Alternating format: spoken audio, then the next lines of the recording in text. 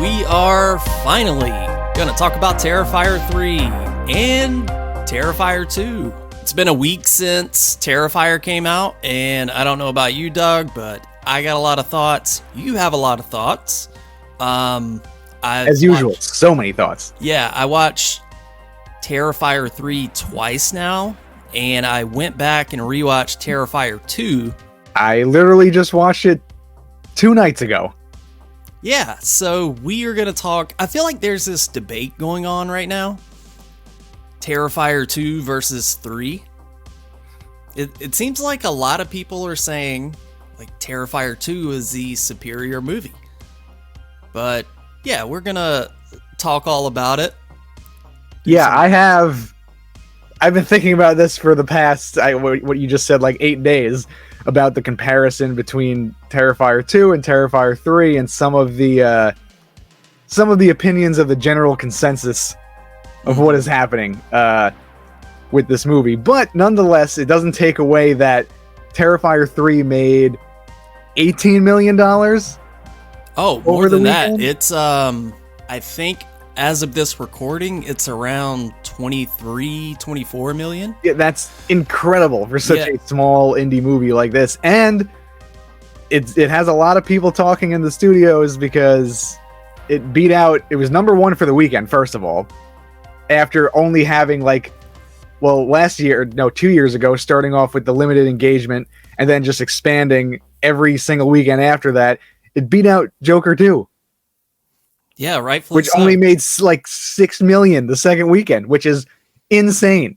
I don't know if you get this feeling, but I feel like, this is going to sound cheesy, but honored to witness this whole Terrifier craze happen from the very first movie in 2016 and seeing the cover of it where it's like, oh, he makes Pennywise look like a pussy or whatever.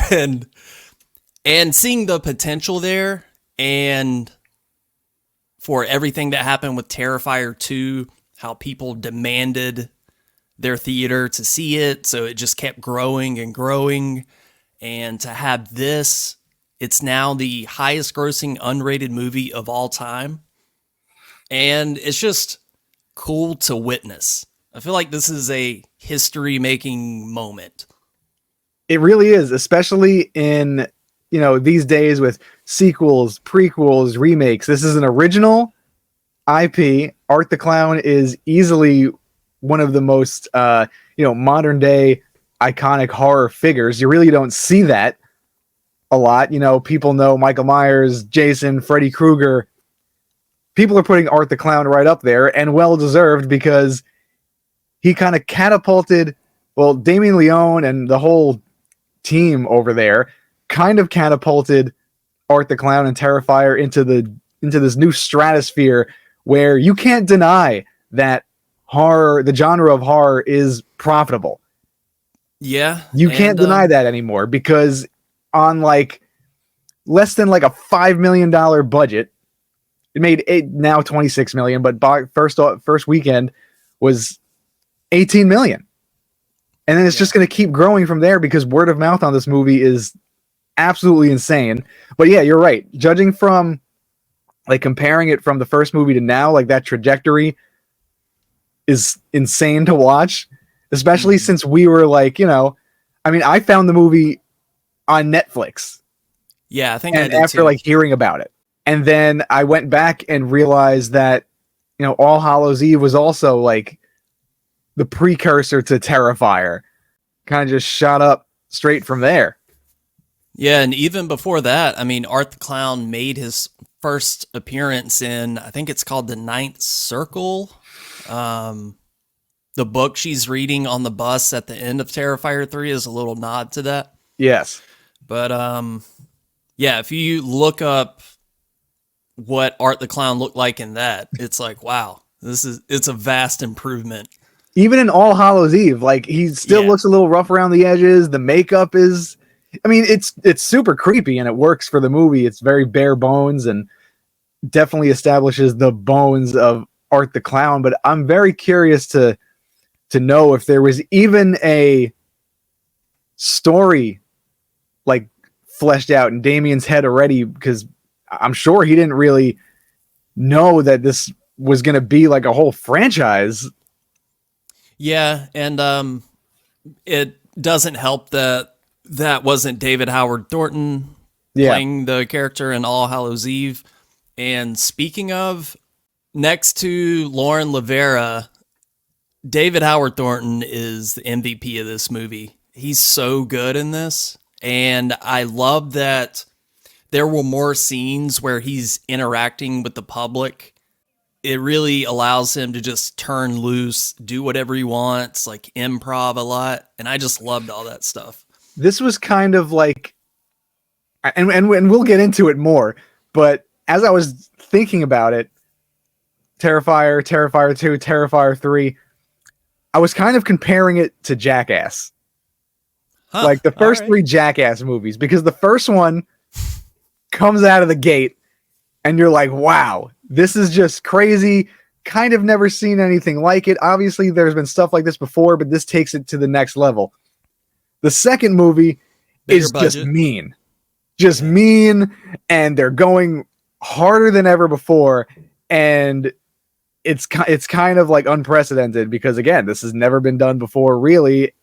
And then the third movie is just like good, like getting back to the old fun-loving camp of the horror movie. And then the third Jackass movie was kind of like, you know, they're all reconciling their friendship. Steve-O is not on drugs anymore. All right, I think you're losing the plot a little bit, but I see what you're saying. I think what you're trying to say is like each movie, the budget gets bigger, gets a little crazier. Yeah, I see what you're saying. Yeah, you know, I don't think Art the Clown was in like a flying porta potty or anything. I would kill to see that crossover. I want to see Art the Clown snort some wasabi with Steve-O. So let me ask you this, Doug. The other night, I was looking on Letterboxd, and I was looking at some reviews of what I thought was Terrifier 3, but it turned out I clicked on the second one. So I was seeing like what my friends gave the movie. You gave Terrifier 2 4.5 out of 5 stars. You gave Terrifier 3 3 stars. You also gave Joker 2 3 stars. Explain yourself. Yeah, I need to adjust.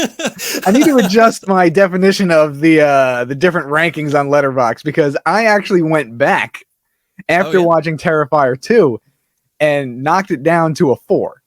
Oh, okay. 1 out of 5 is a little weird because Joker 2 isn't a great movie. I will never find out because I'm not going to watch it. I highly suggest, if you didn't, I highly suggest for you to watch the first one. I've seen the first one. Oh, for some reason I thought you said you didn't see it. I watched it flying back from LA. It's a good movie. I just don't. It was okay. I mean, I get it's like the incel Citizen Kane. Yeah, I get it. Okay. I mean, just the portrayal of like mental health. It's the film version of We Live in a Society. Yeah. It's Fight Club with clown makeup, I guess. I mean, but yeah. So I need to adjust my ranking on Joker 2 as well. I've been like going back and kind of like readjusting things. But yeah, Terrifier 2 I stand by, 4 stars. Terrifier 3 I give it 3 stars. I like staying with 3, huh? If I'm gonna rank the Terrifier movies, it's pretty much I like them from release date. What am I trying to say? Like release. What's the word I'm looking for? Like yeah, Terrifier 1 to me is Holy Grail. Terrifier 2 is right behind it.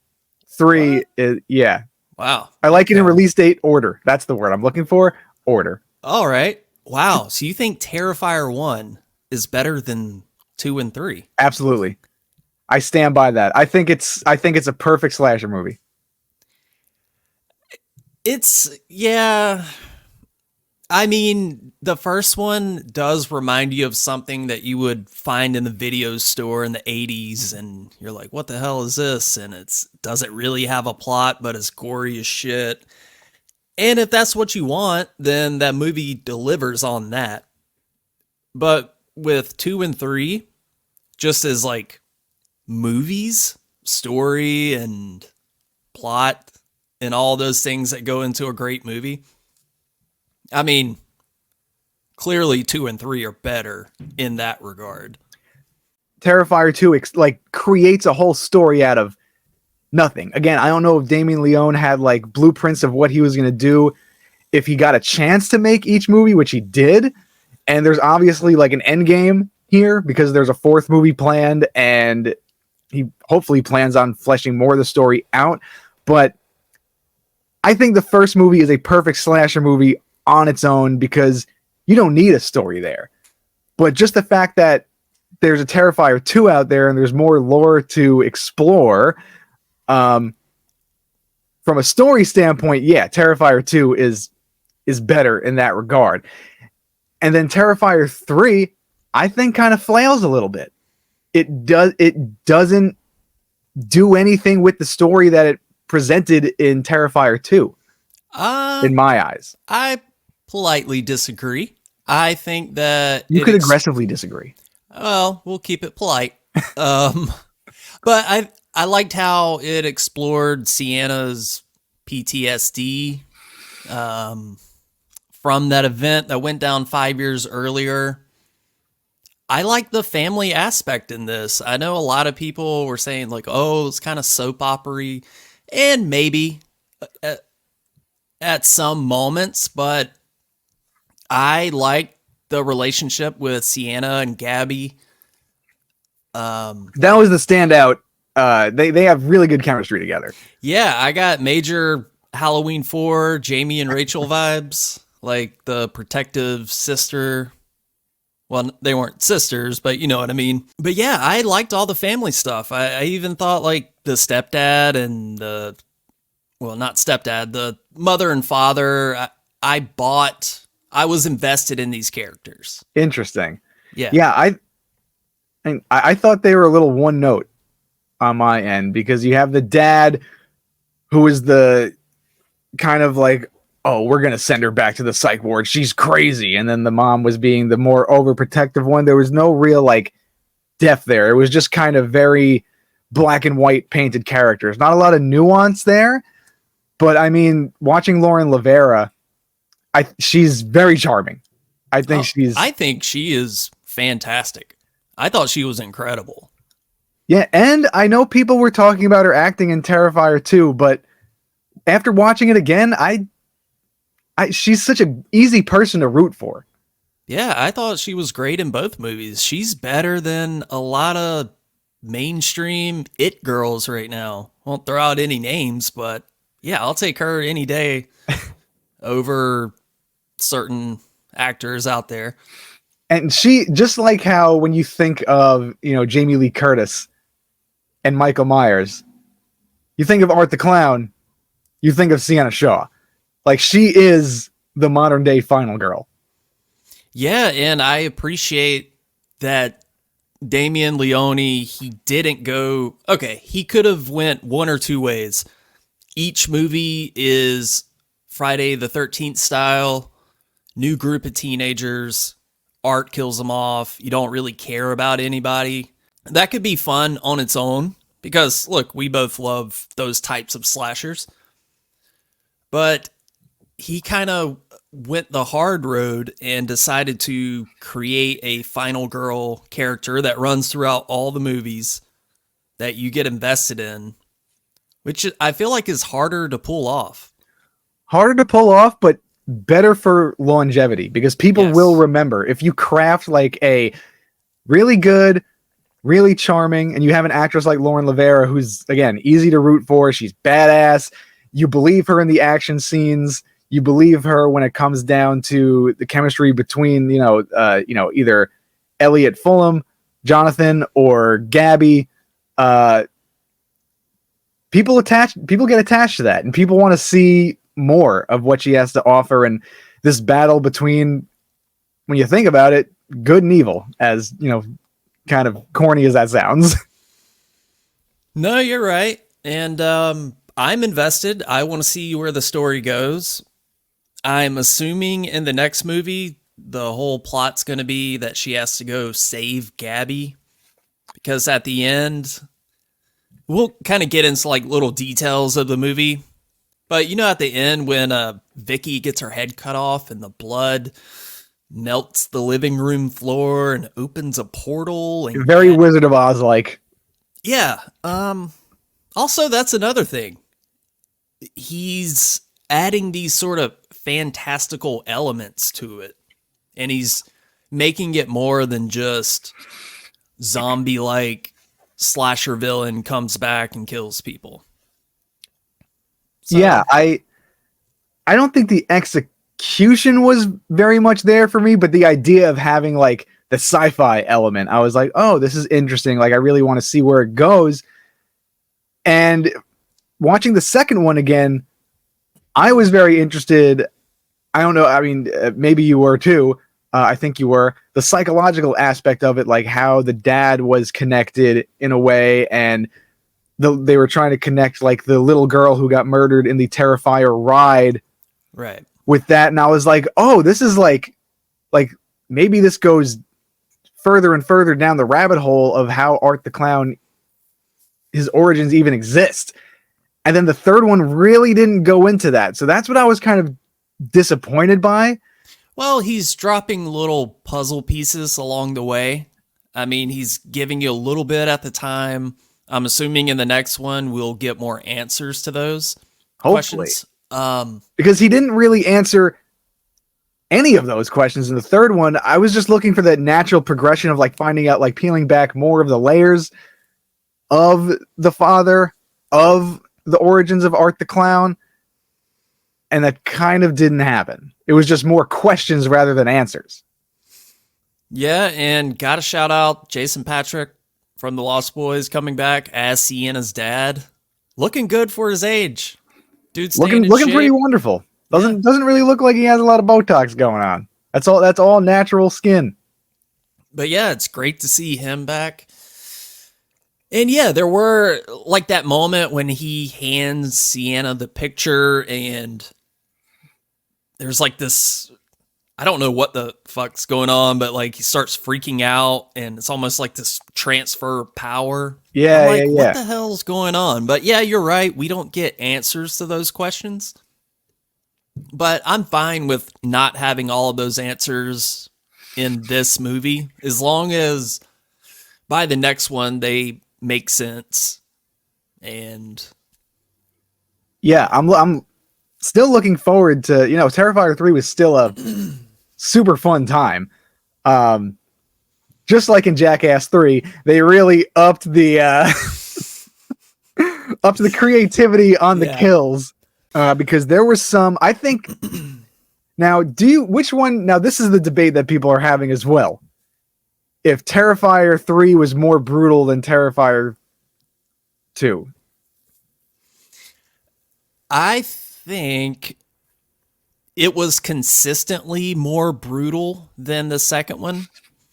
The second one might have had the highest peaks, with the bedroom scene being, it seems like everybody thinks that's the most extreme death in the series.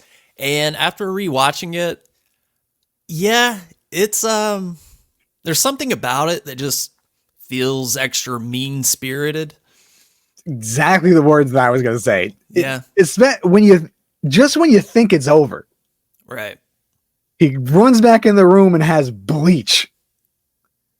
Like, no one that was such an unpredictable turn, because you're like, all right, that was brutal, but it's over. And then he just comes back and pours bleach on her. Like, that was just like top tier gross And salt. And salt. Yeah. Heart. That made my heart like break in the theater, because it was hard for me to watch it for as long as like it went on. I was like, Jesus Christ, like how much more are they going to do? And I know Terrifier 3, people are saying that Damien Leone maybe crossed the line with, the mall scene. I don't think that was anywhere close. I'm sorry. Maybe because it involved kids, but it didn't show anything. Yeah, Aside from maybe like the limbs here and there, but those could have been, little people limbs for all you know. yeah, I thought it was in a dark comedy way, like more funny because it Like just Seed of came out of Chucky-esque. it came out of nowhere, so it was just kind of hilarious in a Yeah. dark way. I thought the opening, the off-screen death when he kills the kid in the bedroom, just the sound effects alone. Shout out to the sound design in this movie because in the theater there was like, you could feel the bass A lot of behind those. squishing. Yeah, like just the squishy, bone crunching death scenes. Yeah. Yeah, the Foley artists were working overtime on Terrifier 3. But again, I liked that the opening scene was really well shot. Let's talk about that because that's almost like a separate movie. I feel like the style of that whole opening is sort of different from the rest of the movie. It gave me like Black Christmas vibes. Yeah. Aesthetically, it almost looked a little different as well. Like it felt very 70s. And I think that opening was the closest. It was like a different kind of horror movie. I mean, obviously Terrifier 2 and the first one, they're horror movies, but that one, that opening scene felt more like a Black Christmas style slasher. Like those shots behind Art just walking through the house felt like a different movie. And I was like, oh shit, I kind of want to see that movie. I was thinking the same exact thing. When you get like the whole, and he really took the Christmas horror to the next level. You get like Art the Clown kind of creeping with the footsteps, and then the lights are off, and it's just very grim looking, very creepy, and it's not really the fun-loving Art that is shown throughout the whole rest of the movie. Yeah, it felt darker. It was way darker. And Terrifier 2 was also pretty dark. Art the Clown kind of had this, again, like just recently rewatching it again. The look on his face the entire time, it was just like this scowl. So it kind of felt left over from that. But that opening scene really, really set the tone for something darker, something more menacing, and then they went the complete opposite route, I feel like. Yeah, and speaking of the Christmas aesthetic, I like that it was very Christmas, but not in your face Hallmark style movie Christmas. I even like how I guess these were like from the 70s or 80s, like the plastic Christmas bulbs. Those huge ones. Yeah. Like he mainly used those, and I feel like those add a certain cozy aesthetic. Listen, you don't want to get your Christmas ornaments at Target. You want to go to a nice thrift shop. You want to go to a nice antique shop, get those 70s, 80s Christmas ornaments, the old shitty looking blow molds with the scraped up paint jobs.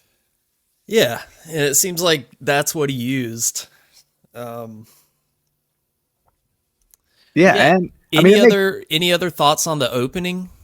Honestly, not on the opening. I mean, those whacks to the neck with the axe, pretty fucking brutal. I will say this though.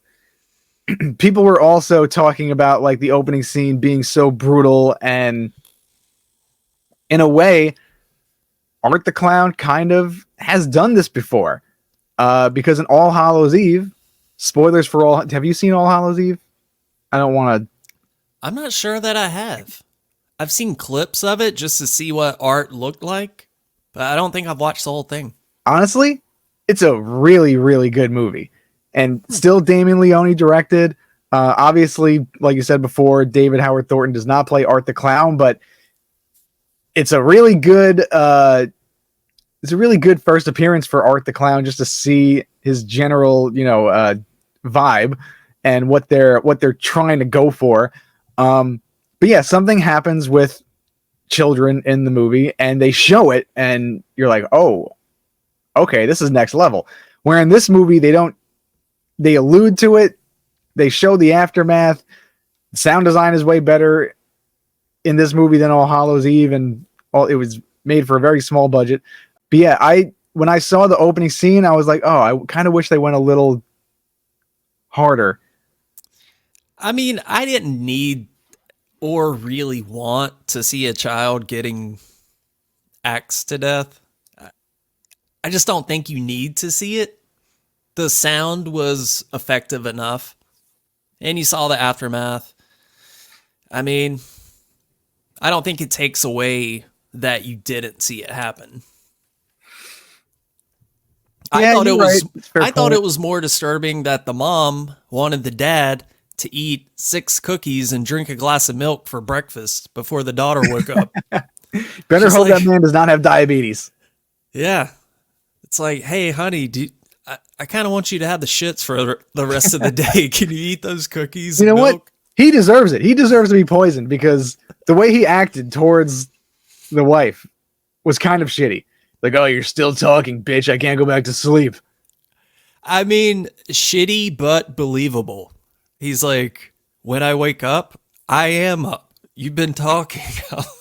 You're like, I can relate. But he did get axed to the neck a whole lot, which was a really good scene too in the bedroom. And she wasn't sure. I like how that Art the Clown came in there when they were both asleep, and she kind of didn't know what was going on, and looked over and saw Art the Clown. Yeah, maybe she waited a little too long. It's like, I feel like after the first 2 whacks, you'd be like, okay, obviously something's going on. But she's like, huh, what? Maybe it's a bird. Then she rolls over and turns on the lamp. But I don't know. I love the opening.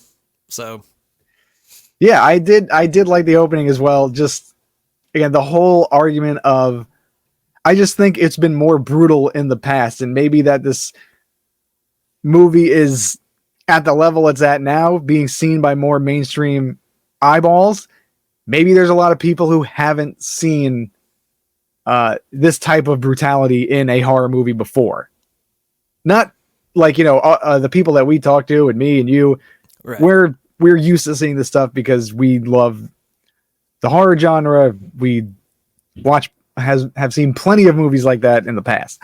But I think it is a good thing that Terrifier is making people making horror more accessible to the mainstream. Yeah, I mean, we have kind of seen it all, but even then, seeing a dude get sawed in half, nuts first, I was like, God damn. Terrifier, the original Terrifier is for the girls, Terrifier 3 is for the boys, baby. Yeah, I mean, even if, we've seen a shit ton of horror movies, but yeah, there were some moments in this where I was like, holy shit. And piggybacking on that, what do you think was the most uncomfortable scene for you in this movie? If we're talking deaths, if we're talking kills, if we're talking gore. My favorite death scene is the shower scene. Something about the chainsaw, Art in a Santa costume. I got the chainsaw, what? Yeah, Art went to the Fred Durst School of Horror. But yeah, I just love the setting of that, like the white tile, the shower.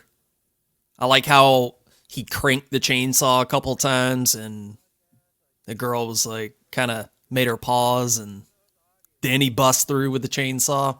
But I just loved all that.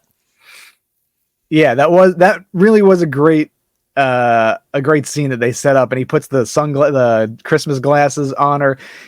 Art the Clown was very goofy in this movie. Very Buster Keaton, Charlie Chaplin, easily the most expressive that David Howard Thornton has been as Art the Clown. I feel like he really reached his stride Yeah. in this movie. Like, just when you think that, a silent serial killer dressed up like a clown is one note, he brings it up to the next level, and you're like, wow, okay, he's doing a lot more with this. Yeah, there were a lot of subtle moments, like during the opening when he's washing the dish. Something hilarious about that. He just brutally murdered this whole family, but he's taking time to wash his plate. Because Art the Clown is deep down a silly goose. As we saw by the way he pisses before the chainsaw scene. I mean, seeing him stand there like shaking his hips while he's pissing and then goes to wash his hands. Yes. Say what you will, but he is all about hygiene. Does Art the Clown have OCD? Potentially. We have yet to discover that. But yeah, that scene was very very bloody. I love how the blood against the white tile, it always does something. Yeah, you really saw that dick get chopped up and skewered. And I took my niece to see this movie when I saw it the second time, and I looked over during that scene, and her eyes were just like wide. She had this grin on her face, and I was like, just a proud uncle moment. This is cinema, baby. I'm surprised that she was even like that into it. Yeah, she loved I know she's into horror, but like, damn. Yeah. What about you? What was your favorite death scene, or what moment made you the most uncomfortable? I think I know what you're going to say. Okay. Vicky? Yep. With the glass. Yeah. That scene, you didn't even need a death. And Again.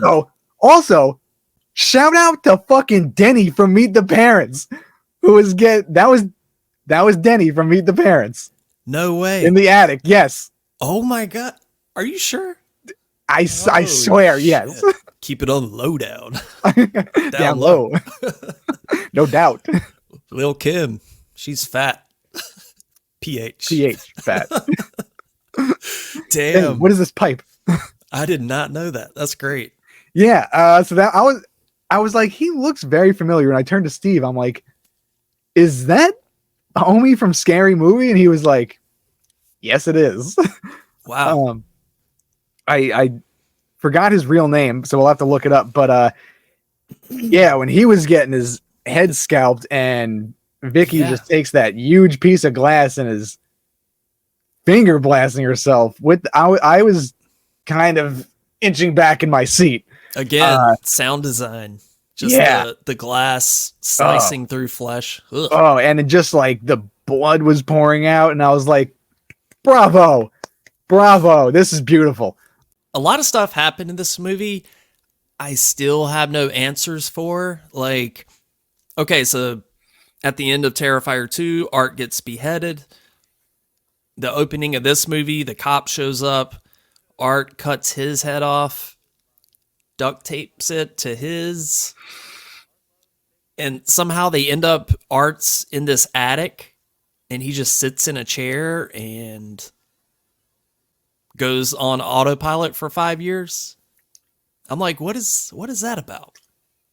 Yeah. So again, Vicky gets in the bathtub. Yeah. I'm like, what's going on here? And she cuts her wrist. It kind of seems like they need to, they went on the took a little Apple charger break and needed to reset the batteries for a couple of years, possibly. But after rewatching Terrifier 2 and seeing the end scene where, Art the Clown kind of gets reborn in a way, I was seeing it as like Vicky is a conduit for Art the Clown. And kind of, I couldn't tell by the end, because she did a lot of the talking, if she was like the mouthpiece for Art the Clown, and Art the Clown can only survive with kind of someone else attached to him, like kind of like a disease or a plague or something like that. I don't know. Again, I have ideas, but I don't have concrete answers. I don't need concrete answers, but there's just a lot of things where I'm going, what? Wait, am I dumb? Did I miss something? What the fuck's going on? And that's the thing that I think Damien Leone needs to just flesh out a little more. And also, while we're talking about it, the little girl from Terrifier 2 is not in this one, but apparently her spirit is in Vicky, as I heard somebody describe it. I don't know. And by the end, Vicky, when she's trying to get in Sienna, and that's why she has to kill Jonathan, Gabby, to like break her down enough to make her susceptible to this possession. Yeah, that makes sense. A lot of questions. Yeah, and what is the purpose for the possession? Like, what is ultimately, I think the end goal is to find out what Sienna's purpose is in tandem with Art the Clown. Why are they connected? Why does Art the Clown keep coming back for Sienna? It's something to do with her dad, but we'll just have to find out in part 4 and 5, perhaps. They could go Art the Clown Takes Manhattan. They could go, Terrifier X. Let's get them to space. They could keep making as much of these movies as possible. Just because it has that, I think Art the Clown has that type of longevity in the history of horror, and people want to see him back. Yeah, I think it would be a shame if we only got one more Terrifier movie. I've heard some people say, like, oh, they need to stop. But, I mean, look at what it's doing at the box office. I mean, Art the Clown is everywhere. He's like bona fide horror icon now. I would have never thought that I would see Terrifier t-shirts in Hot Topic. Spencer's. Or literally, he is everywhere. And like, again, shout out to Damien Leone for just crafting like the perfect design. Like, Art the Clown is something you recognize right off the bat. He's like it catches your eye immediately. And David Howard Thornton for just his performance. There's something about the look, the way he presents that character that just works. And I think it would be a shame to stop after like one movie or even two. Just keep the train rolling. Honk honk, baby, choo choo. I want that unlimited train pass. Give me that Metro card. Oh, got to talk about the bar scene with Daniel Roebuck. Clint Howard, baby. Clint Howard. Dude, pure comedy. Art sees Santa through the window and loses his mind. Just straight and just pushes the other people to the side. When he busts through the door, he's like, I don't have time for murder. I want to meet Santa. The way he's pointing at him in the poster, and he's like, it's you. Dude, I want to see, that should be a TV show set at this bar. It's like Cheers style. Just give me that week after week. I loved it. Bring in Ted Danson, Woody Harrelson, just get the whole cast back together. Yeah, that was a really, really funny scene. Straight up pisses on his leg. Like, you don't know where, like, you know where it's going, but you don't know where it's going. Yeah. Very inventive. Art the Clown definitely puts on his MacGyver pants and makes these, manufactures these new weapons. Speaking of death scenes, that one kind of got me. Yeah, with the, the big iceberg. Yeah, because I just started imagining what that would feel like. Your skin is frozen solid, but to have somebody take a hammer and just crack your kneecap open like a goddamn walnut. That was brutal. Just jumping around from multiple deaths. The Lemmy-winks kill, as I like to call it.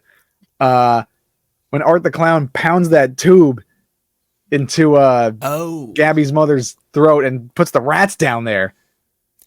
Yeah, that's pretty brutal. I was like, wow, this is like a Rube Goldberg of kills right here.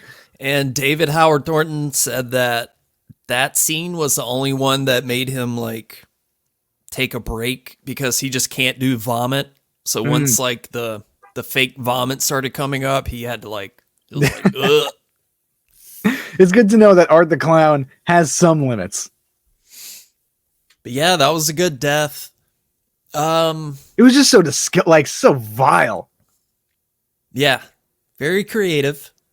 That's where I equate it to Jackass 3. The pranks get a little bigger, the kills get a little bigger in Terrifier 3. I'm gonna write a thesis on this. Yeah, because I'm sure Damien I'm guessing has like a notebook. Anytime he thinks of a new death, he's like, oh shit, let me write that down. Yeah, how do we incorporate it into the next movie? And now Damien Leone has kind of set this bar for himself where like people are expecting a lot of unpredictability with these kills. Like, okay, show us a little more now. Because, if he can't lie down and just go for basic kills anymore. Yeah, and I don't think he would want to, but also it has to be grounded and kind of believable in a way in this world. Yeah, and I think, like, let's say next movie, the kills are pulled way back. They're kind of basic. I wouldn't mind that. I'd be a little disappointed, but I think the story is kind of strong enough to carry the movie. And we have a lot of answers, a lot of questions to answer. So if they focus more on the story, yeah, I'm with you. I don't think the movie would flail at all. I think some people would have problems with it. I mean, some people just go into these movies for the gore. But I think having, a strong lead character in Lauren Levera and her dynamic with Art the Clown and what's going to happen with, her father and stuff like that, I feel like that is more than enough to, pique anyone's interest rather past the, creative kills. It's an interesting little subplot I thought they should have explored more? The scene where they're showing that podcast and they're discussing the theory that Sienna is the killer and they never found a body. They kind of bring that up, but don't really explore it. And I was like, huh. I mean, I see why people would think that. That's interesting. But I feel like they could have taken that angle and done something with it. But I mean, look, he had to cut some of the runtime off of this because the biggest complaint about Terrifier 2 Judgment Day is that it's way too long. You could take 20 minutes off that easily. It almost feels like it would better suit like a series or something with all these big ideas and subplots he has. Yeah, he would get more time to flesh it out and just kind of go one at a time. And again, rewatching Terrifier 2, I honestly wasn't deterred by the runtime. I was more affected by the runtime in Terrifier 3 because I was like, where's the story going? And I kind of thought that the story wasn't fleshed out enough in Terrifier 3 that I kind of felt disengaged at times. Well, I thought that and you could argue that Terrifier 3 should have been longer because Damien said that he cut out like a lot of scenes he really wanted to keep, but all the criticism of T2 was in his mind. So he was like, all right, well, it's just going to be 2 hours and not 2.5 hours now.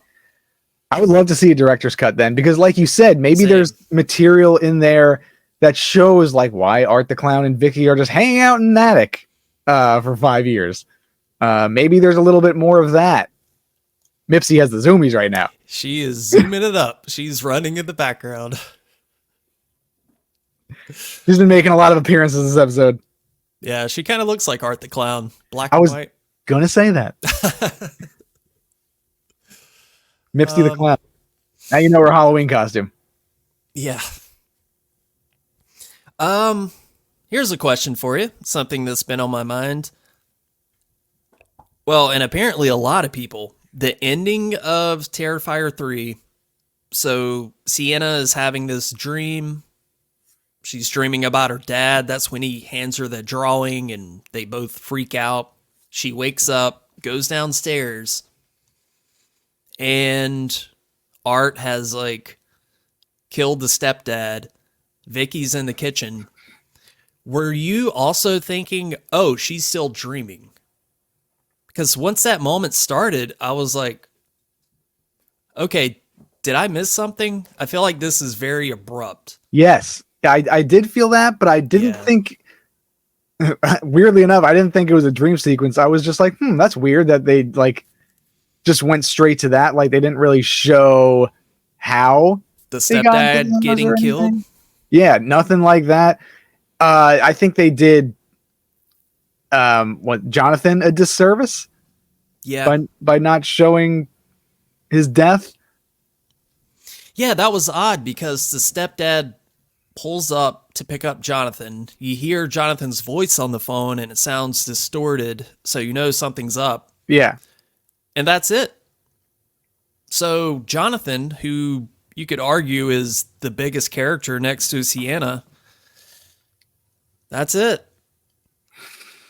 Maybe we'll get something like that in Terrifier 4 where they kind of like go back and show us what happened, or maybe maybe it's still a dream. Maybe she's still in her head. So I did read an interview with Damien, and somebody asked him, "Hey, how come Jonathan's death was off screen?" And he said that if they were to include that right after the shower scene, it wouldn't have had that much of an impact. And also, that character was so important that he basically said, like, yeah, I just felt like it wasn't needed. And I don't know. I mean, He's a pretty big character, like you said. yeah. I mean, I know you haven't watched it, but I'm gonna equate this to The Walking Dead real quick. You're not gonna watch it ever, right? I don't think. No. Okay. And everyone knows it by now. I mean, if you haven't seen it. But Glenn was a very, very important character in The Walking Dead and like a beacon of hope. And he gets really, really toasted. And you see it. And it's heartbreaking. And I feel like that would just drag more emotion out of people. Maybe some anger, but like you want to feel that emotion. I feel like that makes you root for the heroes even harder if you're like, this fucking guy. Yeah, or at the very least, show Jonathan and Art having a face-to-face moment. And Yeah. you just assume, like, oh shit, he's dead. But to have, you hear him on the phone, next thing you know, his head is in a bird cage getting eaten by rats. Yeah, I did like the switch. How also Vicky's voice was kind of goofy, kind of threw me off a little bit, but where she was like, "This is not your brother," or "This is not Gabby."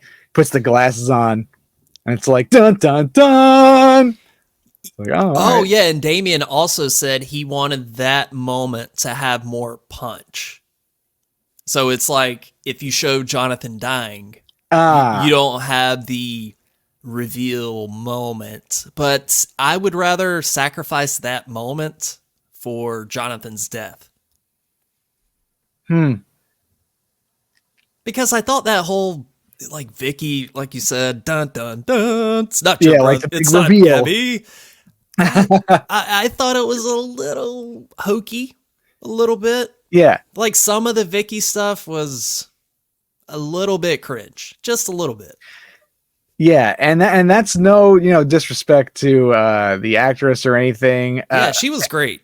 I just want to know what the purpose is, like what her purpose is. Like, is she just a minion controlled by Art the Clown? Is she's obviously possessed, but is maybe Art the Clown is the smaller picture in this big picture? Maybe he's just a conduit for something else, and he's working under like the main I don't know. Yeah, it seems like Art is controlled by something. Maybe we'll get explanations why he just took a time out and sat in the attic chair for 5 years.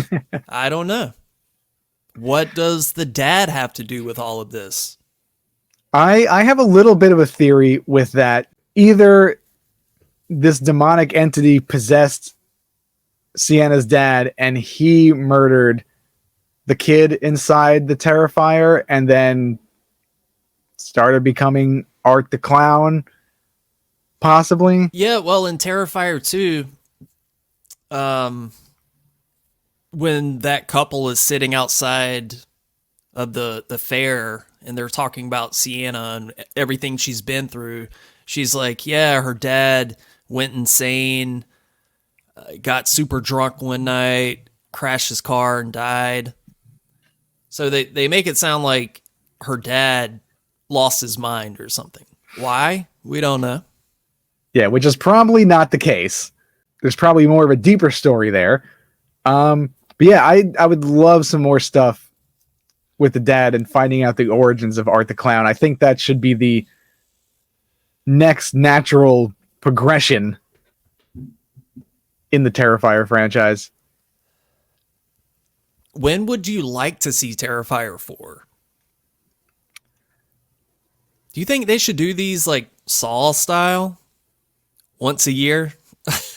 Honestly, I went to go see Saw every Halloween or around Halloween every year, and that's what I looked forward to. So it would be super cool to have something like that to look forward to every year, but I would prefer them to not rush it. Yeah, same. I would prefer them to actually like dig their heels in, not like they haven't before, but just really get the story right, really think about what the end goal for the movie is. And Mipsy's wilding out. She is, yeah, just jumping on the couch. She's all about Terrifier. Yeah. Yeah, what do you think? So I think 2 years is, October 2026, Terrifier 4, because hey, enjoy your success. Like, don't overwork yourself. And that's another thing. Damien Leone is editing these movies as well. He said that his entire summer was waking up, editing for like 10 hours a day, sitting in front of the computer. And it almost made me wonder, do you think that hinders the movies at all to not have an editor with an objective opinion saying like, somebody that's not so personally invested in the footage that you're editing?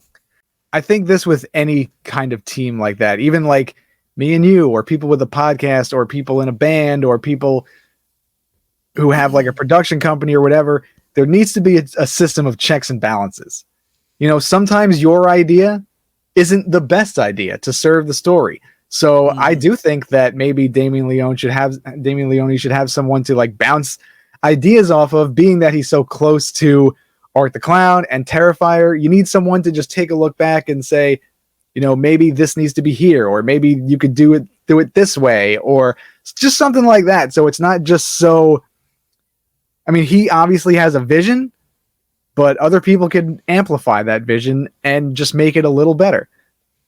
Yeah, because I'm guessing that whenever you shoot a movie like this, you might have some footage that it might not be best for the movie, but you have memories of like, oh, but there was this funny moment that day and they're so nice. And, I would feel bad cutting this out of the movie. Yeah. So I want to leave it in. Whereas if you had an editor that you fully trusted that said, hey, I get all that, but for the big picture, here's why I think this should be cut or this should be added.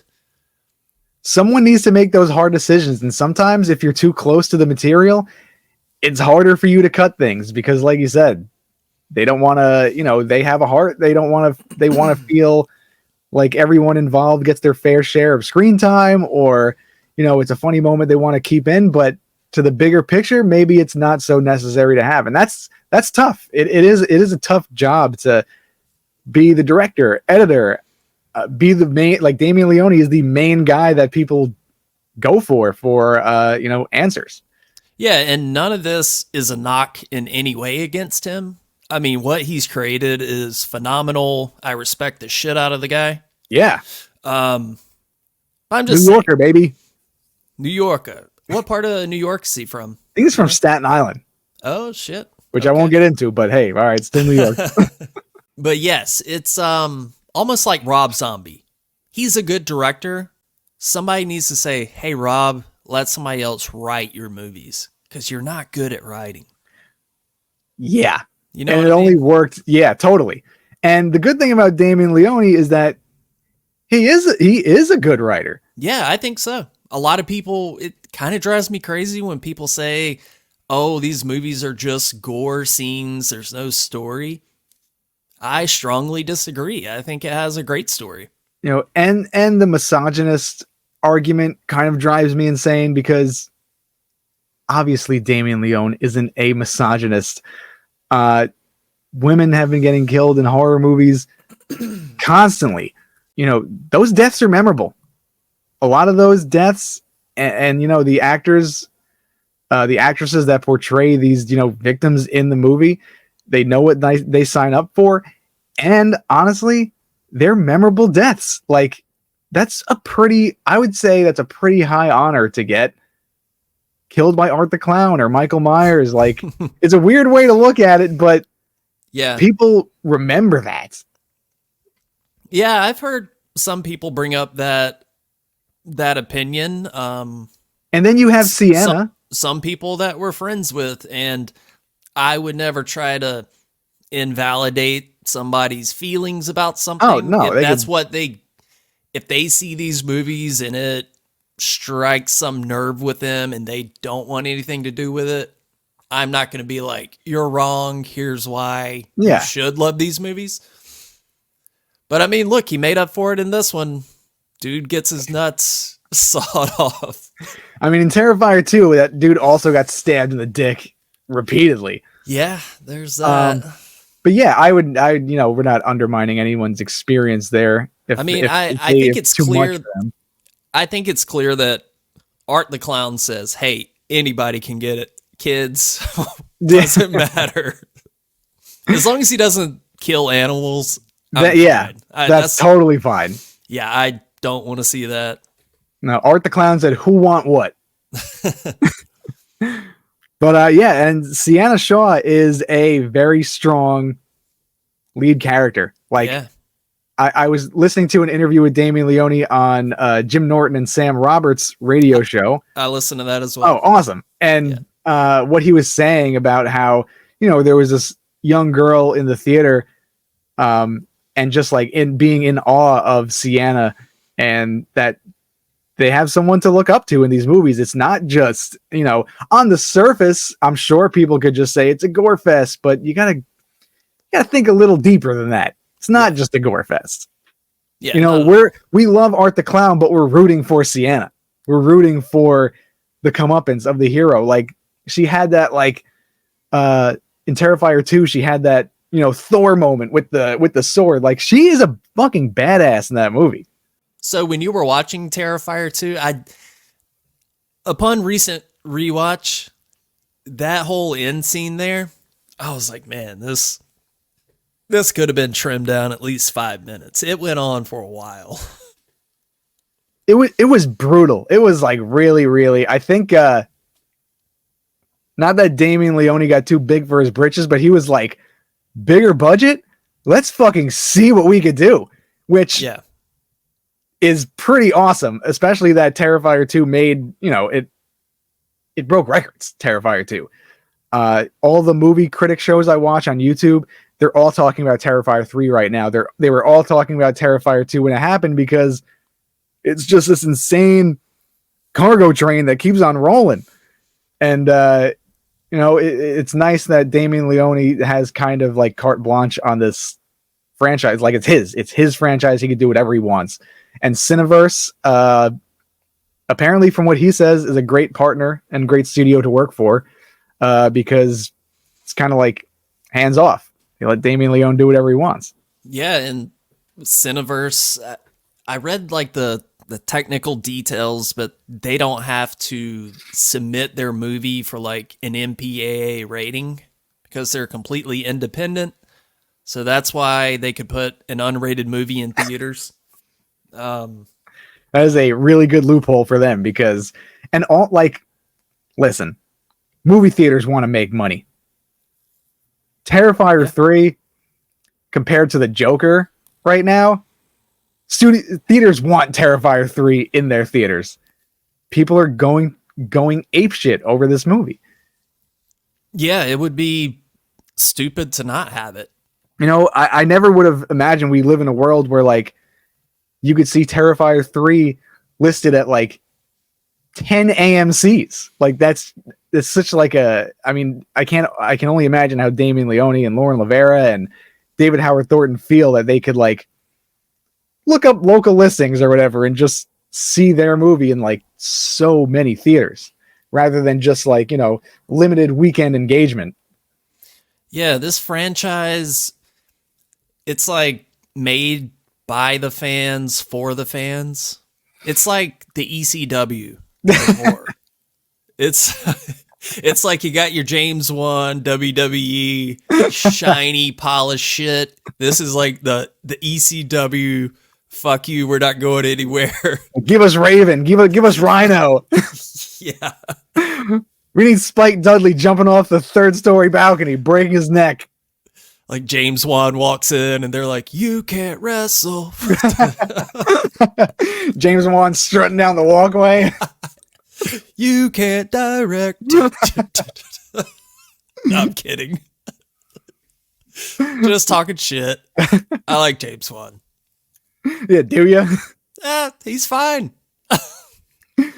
We have to talk about that. I'm kind of tired of seeing his name on everything. Like, from James Wan, the creator of this and that, comes this. And when he just slaps his name on it, like, did you do anything with it? Or yeah. It's like, yeah, you put up money for this to get made. from the twisted mind of James Wan, from one singular producer of Evil Dead Rise.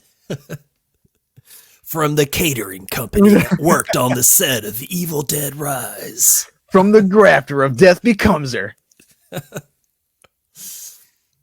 yeah, this movie just, it feels like, I don't know. I've never seen this happen before. And it's truly special to witness. I'm excited to see where it goes. I'm so happy for the Terrifier team.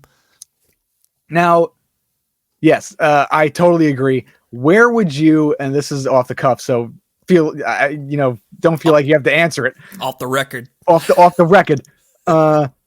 Where is this in your ranking of horror movies of the year? Oh, Is this top 5? Is it top 2? it's definitely top 5. Hmm. Yeah, I was thinking about this earlier. When we do the spookies this year, as far as like best movie of the year, there's going to be some debate going on.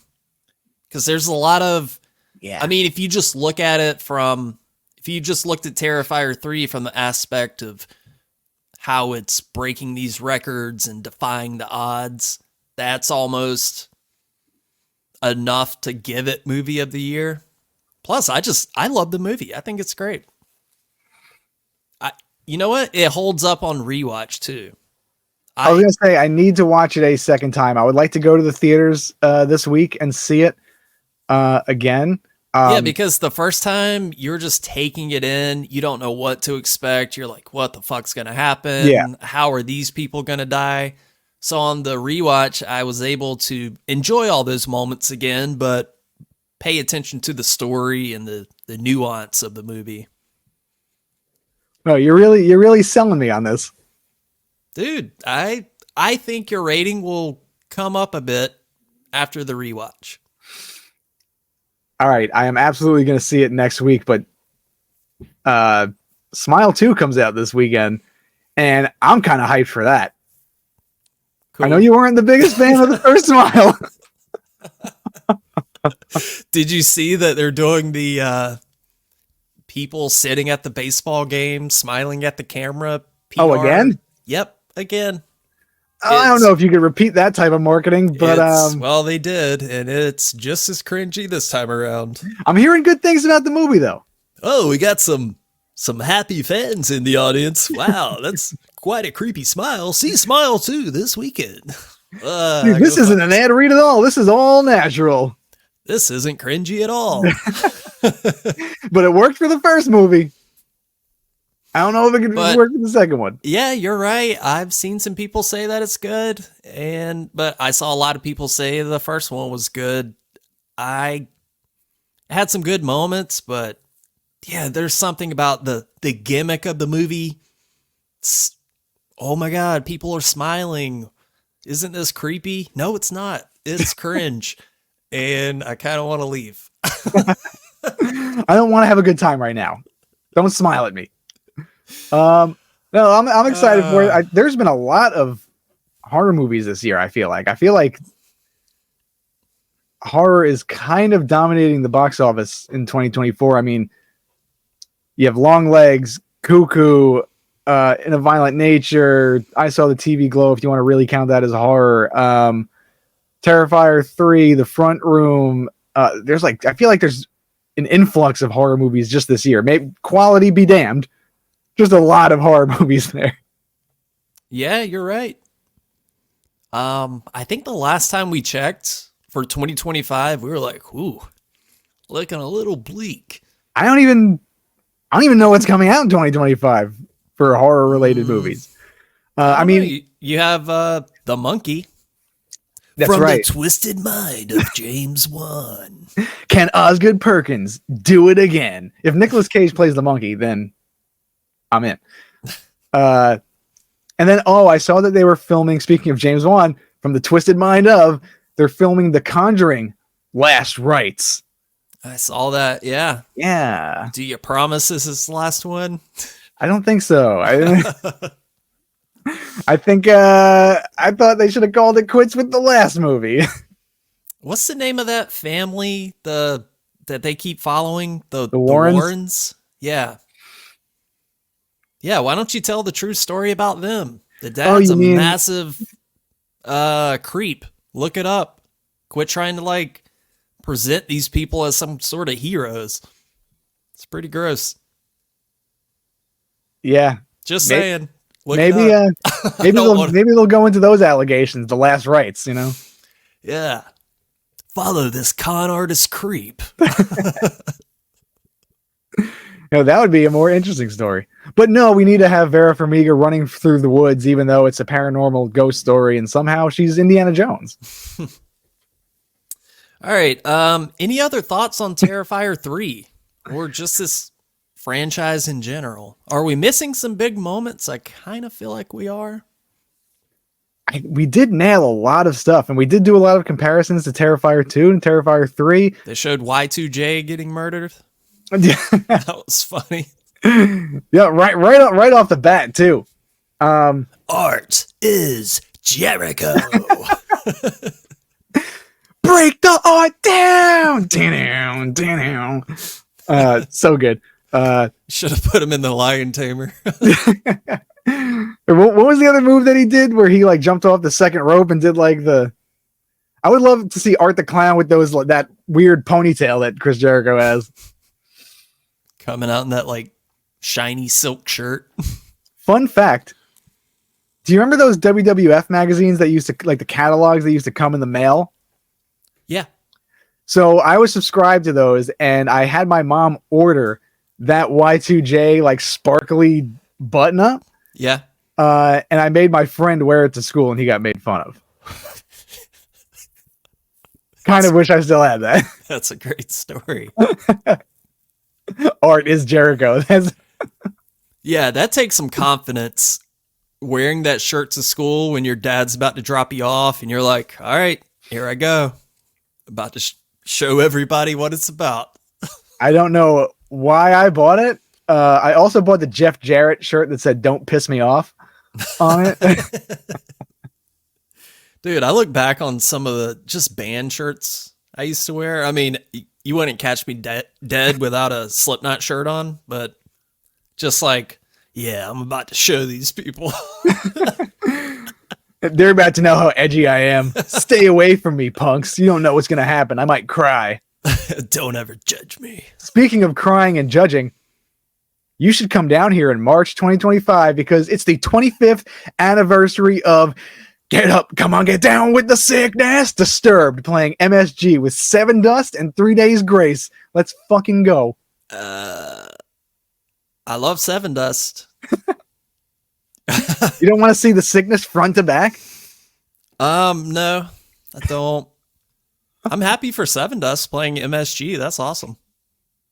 Yeah, they're great. They're so good live. LaJohn Witherspoon is, I think, very, very unsung vocalist. Pun intended.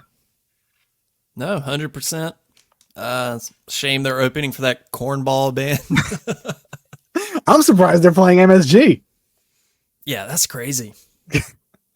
Hey, butt rock is big money, baby. I kind of wish we got that tour package, but yeah, butt metal. I was gonna say David Leone. David Draymond is gonna come out in that fucking Damien Draymond. Damien Draymond.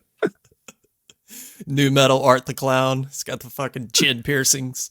Down with the clown. I mean, wow. I think we just wrote the Art the Clown new metal spin-off movie. This is Terrifier 4. Get ready, folks. But yeah, David Draymond's gonna come out in that weird black monk outfit that he wears. All right, enough Disturbed talk. Okay. The Ministry of Darkness, the Ministry of Hackness. Sorry. So Terrifier 3. You know who else I thought was great in the movie? Gabby. Yeah, she was good. She was a great child actor. Yeah, she was. I mean, their chemistry, Sienna and Gabby, was very relatable, especially if you have someone in your family that you're close with. It's easily to attach to that. Sorry, Sure. my acid reflux is going off. All good. I'm assuming in the next movie, the plot's going to be, I mean, where the hell do you think Gabby went? Because the living room opens up to this other portal. Is it going to be like Stranger Things where Hopper's in Russia now? Or She went straight to hell. Damn. Miss McMahon's going to be down there? oh God, I hope not for her sake. Yeah. Jesus, he's worse than Art the Clown. You're fired. Vince the Clown? Yeah, I'm excited. I'm so happy for this team. I hope it continues to crush it at the box office. Who knows? When it's all said and done, it could almost hit like 30 million or something. I was going to say 50 million. I mean, I feel like it could get there. I think this weekend, the second weekend, is going to have a strong hold, especially after the word of mouth that's coming out about it. Yeah. I mean, it's already at 26. Yeah. Pretty unreal. I love it. And there's honestly, I mean, there might be a little competition this week with Smile 2, but I mean, obviously, I think Art the Clown garners a bigger audience than Smile, but I think it still might be number one when this weekend's over. I don't know what else is coming out this weekend. Besides We Live in Time with Florence Pugh and Andrew Garfield, which is not really in direct competition. Smile 2. I think Smile 2 will do pretty decent. What do you think? Are you going to go see it? Smile 2? Yeah. Fuck yeah. Yeah. I guess I will. Do you want to do an episode on it? Hell yeah, baby. Dude, I like Smile. I just feel like it's going to be one of those episodes where everybody's throwing the party and it's like, oh, here I come with my opinion you're not going to like. That's what we're here for, baby. But I mean, hey, I haven't seen the movie yet. Maybe I'll love it. Maybe. You need to give Smile a rewatch. The pop star Lady Raven thing doesn't give me much hope. I really hope it's not Lady Raven, the comeback tour. All right, Doug. Well, if we don't have any more thoughts on the movie, I guess we'll go ahead and wrap this up. You hear that crow? Bill Skarsgård is outside my window. Oh, shit. Tell him what's up. Yeah, that's all I have to say about Terrifier 3. This was pretty in-depth. Good to finally talk about this movie. It's been on my mind for like a week now. I'm sure we'll talk about it more at some point. Oh, as yeah. Always, Terrifier's not leaving the conversation. Yeah, as always, after we're done recording, I'm like, shit, forgot to mention that scene. All right, well, if you are still watching, thank you so much for tuning in. If you got a second, like the video, share it, tell people about the podcast. Get the word out. We do appreciate it. All right, Doug, let's get on out of here, but pleasure chatting with you again. I love you very much. Oh, love you so much, baby. And thank you all for listening. Like us on the gram. We posting stuff on there. Yeah. And yes, that's it. We love you. That's it. We love you. We'll catch you next time.